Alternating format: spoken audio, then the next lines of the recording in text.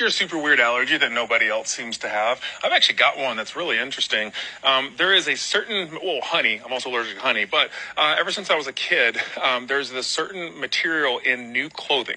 Don't know what this allergy is called or even what that material is, but if I don't wash something from the store, or especially after it's been shipped to me, it will make me break out in hives and give me flu-like symptoms for like a couple of days. And I found out the hard way. And it's crazy because one simple allergy pill that I get at like Costco or whatever can completely stop it. So like I do a lot of clothing try-on stuff for my Big and Tall channel, and I try to show it before it gets wrinkly and shrinks a little bit in the washing process. So I have to take that allergy pill to make sure it doesn't affect me. But it's this really weird allergy. So let me know in the comments below, what is a really weird allergy that you have that you've not really heard of anyone else having? Hi, my name is Dr. Ruben. I'm a board certified allergist. The information I'm going to present to you is for general educational purposes only, and a little bit of a shameless plug because I love what I do because of situations like this. You have a unique story and you have to really critically think about what could be causing his symptoms. And I can't diagnose him, but I can tell you a little bit more information about my thought process and something that you would learn more about if you pre-order my upcoming book, all about allergies, everything you need to know about asthma, food allergies, hay fever, and more. It talks about various diseases and issues that are similar to like what he is facing.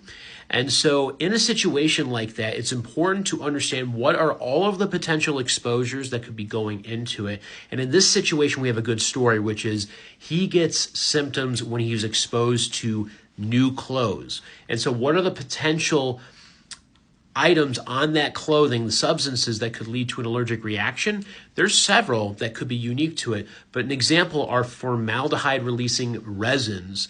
These are chemicals that can help keep clothing wrinkle free when you first get it. Gives that kind of like starchy feel to it, and you wash it off and that chemical will go away. So that's why you may not be experiencing those symptoms after the clothes are washed.